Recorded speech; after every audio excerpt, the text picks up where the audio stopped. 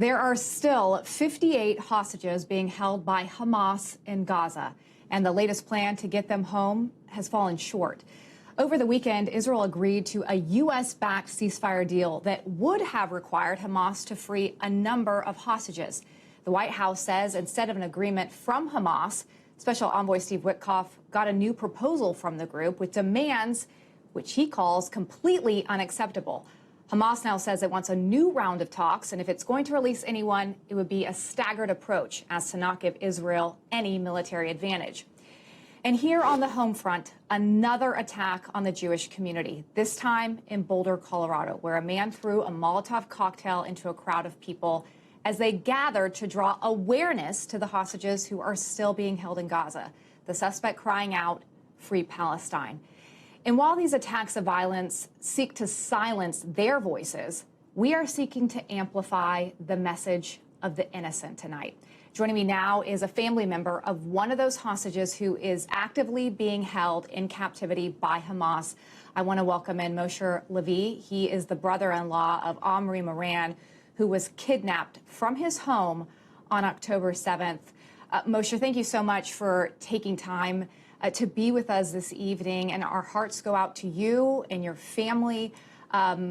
As every night, I know I can only imagine it would be hard to know where your brother-in-law is. You know, he was kidnapped in front of your sister, his wife, and their two small children, now over 20 months ago. You know, those who are seeking to draw attention to his life are being targeted and attacked. The suspect in Colorado telling them that they are killers, one of whom was actually a Holocaust survivor, which you've heard now. Moshe, what is your message tonight to those who are seeking to silence those standing up for people like your brother? Thank you for having me, and I want to send my condolences and message of support and love to those who stood with us for the past 20 months, marching and rallying for our families, for Omri, and for all the hostages, whether in Boulder, Colorado, and across the country. What I have to say to any perpetrator of such domestic terrorism and those who think about committing such heinous acts in the future, we will not be silenced. We will continue to march for our loved ones held captive by an Islamist terrorist organization. We're going to keep voicing our pain, sharing their stories, and emphasizing that in order to end the conflict in the Gaza Strip and in Israel, we need to see the unconditional release of all the hostages and Hamas laying down their arms, surrendering, and exiting on exile the Gaza Strip. You know, Moshe, we saw two Israeli embassy workers just about 2 weeks ago get brutally murdered here in our nation's capital. So now we have two incidents targeting Jews on American soil. As you know, the U.S. has the second largest population of Jews in the world next to Israel. How is the Jewish community feeling right now? Are you all feeling safe? I don't think we feel safe, whether here in the U.S. and, to be honest, across many other Western countries. You know, you mentioned two incidents, but there was actually a third in Michigan, where a man was apprehended before he committed a massacre in a Jewish daycare, trying to murder children. Luckily, he was stopped. And there are many other lone terrorists like that who will continue to plan those kind of acts. We see the virulent and toxic discourse on social media promoted by what I call the green, red, brown shirt coalition of anti-Semites, people from the radical right, the radical left, and Islamists who live in this country. We see toxic rhetoric on the streets by demonstrators who should exercise the right of freedom of speech, but should not do it in hateful manner, should not engage in hate speech. And that hate speech is eventually translated to violence and physical attacks against Jews. I don't feel safe, but I'll continue to do what I can to advocate for my brother-in-law in New York and across the country. I march as well every Sunday here in New York or in other cities where I travel in order to share Omri's story. And I will continue to do that.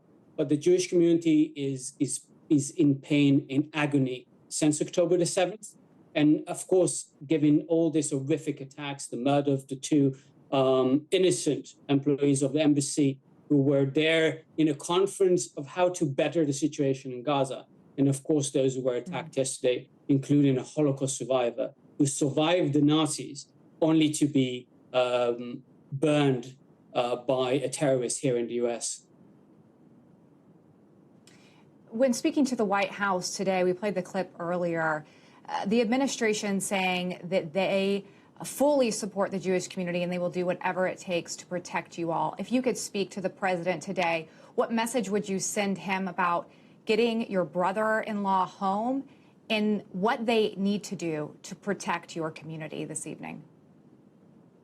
When it comes to the hostage crisis, what we continue to emphasize to policymakers, and I do those trips to DC like many other families of the hostages, we try and share with them who are these hostages. Omri, a healer, a shiatsu-therapist, a gardener, a lover of sports, nature, humanity, a father to two beautiful daughters, my nieces Ronnie and Alma, and devoted husband to my sister Lishai.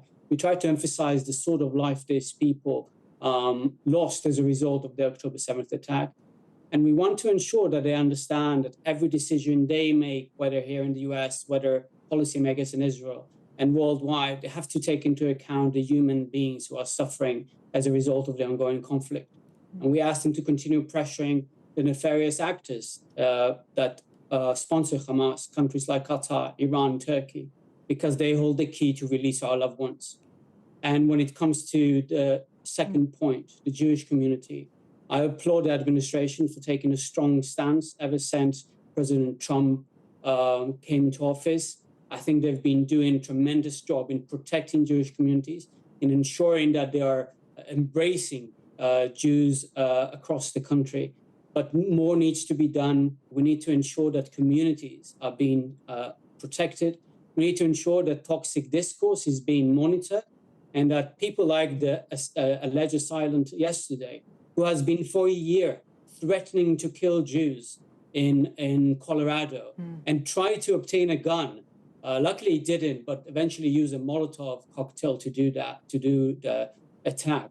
He's been doing it for a year, planning it for a year. If it was monitored better, perhaps the consequences would have been different. And I hope policymakers understand in this country, for both parties, we don't want cheap words.